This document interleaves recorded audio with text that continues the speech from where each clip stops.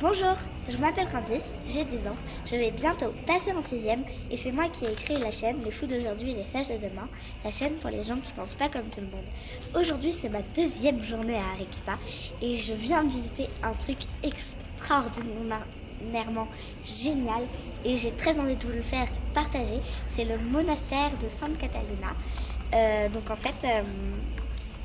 C'était des nonnes avant qui venaient et c'était les deuxièmes filles des familles les plus riches qui venaient ici. Et en fait, elles passaient 4 ans et en fait après elles décidaient souvent de rester toute leur vie parce qu'elles avaient connu que ça. Donc du coup elles vivaient ici, elles passaient leur temps à prier, à broder et suivez-moi. Et ici, c'est là où les nonnes, ou les filles âgées de 12-13 ans, passaient les 4 premières années de leur vie ici. Donc en fait, là, il y a des peintures et je vais essayer de zoomer. Attendez. Il y a des petits écrits et en fait, elles répétaient ça tout le temps.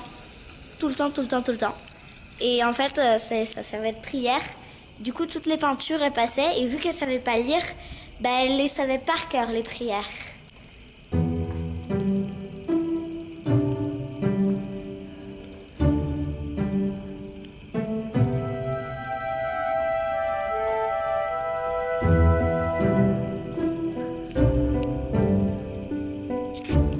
Imaginez-vous en rentrant dans une chambre.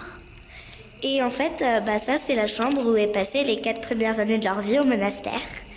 Donc en fait, il y a un rideau pour protéger... il y a une arc pour protéger les tremblements de terre, vu qu'il y en a très souvent à Arequipa. Le lit en dessous. Là, il y a des petites armoires. Là, c'est là où elles mettaient des petites figurines pour prier. Là, elles priaient. Et elle passait elle passait beaucoup de temps à broder. Le monastère, c'est un peu comme une deuxième ville à l'intérieur de la ville. Donc il y a énormément d'endroits.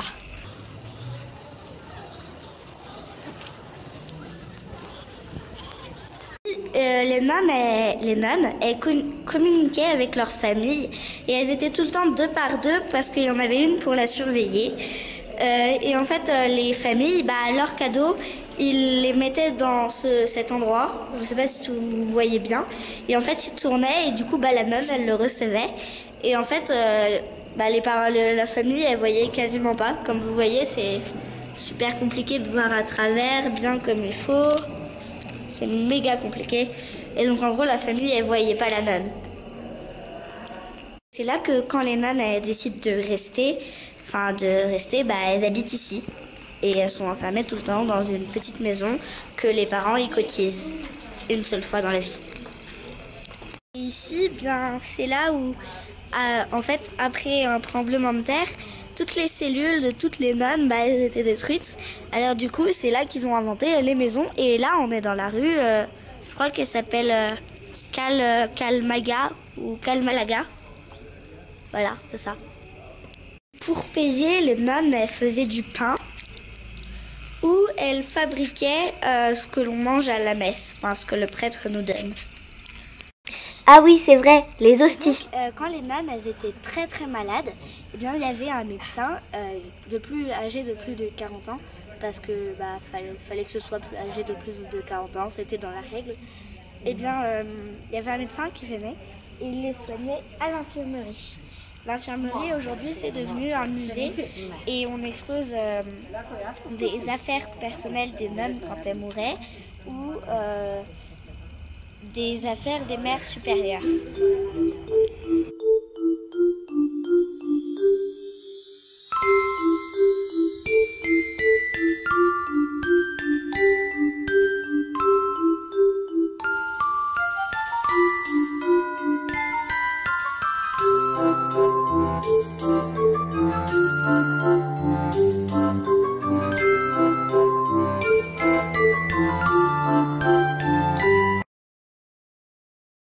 Et donc ici, en fait, c'est là où les nonnes elle fabriquait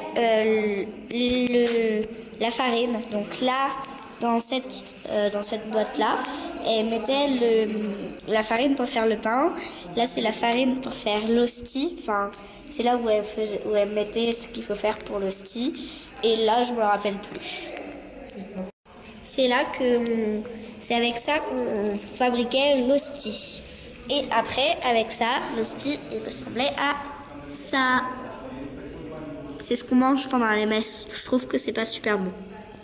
Là, on arrive dans la cuisine et en fait, là, l'arc, vous voyez, en fait, on se demande ce que c'est parce que quand il y a une nonne qui meurt, eh bien, il y a les parents d'une prochaine nonne qui peuvent racheter et en fait, ils peuvent changer. Donc, si ça se trouve, là, c'est un lit, mais maintenant, c'est un four. Et il y a un truc absolument incroyable que j'aimerais vraiment vous montrer, c'est ça. Donc en fait, c'est un peu comme un égouttoir, sauf qu'en fait, dedans, on met de l'eau, n'importe quelle eau. Et là, on met de la pierre, c'est une pierre volcanique taillée, je pense. Et en fait, l'eau, elle se filtre et elle va dans ce pot. Et donc, goutte par goutte, ça fait de l'eau filtrée, comme on a dans des carafes qu'on peut maintenant acheter au supermarché. Il n'est pas inhabité. Il est toujours... avant, il y avait 200 nonnes, mais maintenant, il n'y en a plus que 20. Et donc, elles habitent dans cette rue et elles sortent tous les matins. Cordillère des Andes. Je zoome à fond. Et il y a une petite montagne, enfin, il y a un petit bout blanc là-bas. Et j'essaye de me déplacer.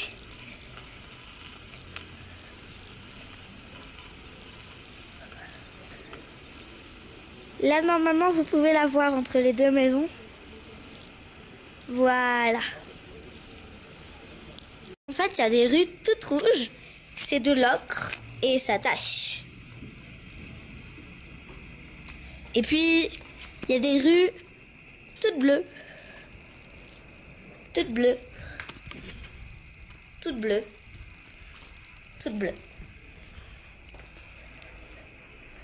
Ça, c'est pas trop une rue. Mais d'habitude, il y en a des toutes bleues, et puis il y en a des toutes blanches, et puis il y en a des toutes rouges.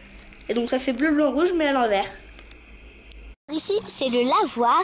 Et en fait, les nonnes, eh bien, elles lavaient leur linge ici. Dans les petites jarres, elles lavaient les vêtements, les habits. Et dans les grosses jarres, elles lavaient les rideaux qui couvraient leur lit. Et donc, quand on bloque, en fait, regardez, là, il y a des trous pour faire passer l'eau. Je ne sais pas si vous voyez. Il y a des trous pour faire passer l'eau. Et quand on bloque, eh ben, l'eau, elle passe. Regardez.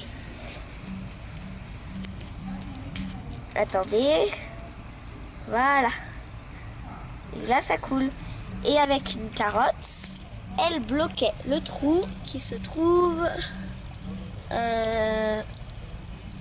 là, il me semble, qui se trouve ici. Avec une carotte. Voilà, je sais pas trop pourquoi.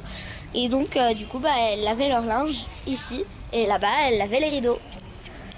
Les nonnes qui restent, eh bien, elles font leur messe là-bas, où elles sont la plupart du temps dans le grand dôme. Elles étaient habillées comme ça. Ici, c'est la place où elles faisaient du troc. Donc en gros, c'est là où elles échangeaient leur fil d'or et leur broderie. C'est la piscine, donc c'est là où elles venaient pour se purifier l'âme une fois par semaine. Encore une fois, elles venaient deux par deux et il y avait un rideau qui séparait la piscine. Et en haut, l'ouverture, elle servait à réchauffer l'eau de la piscine. Et les cases bleues, en fait, dedans, elles se changeaient, elles mettaient la robe blanche pour purifier l'âme.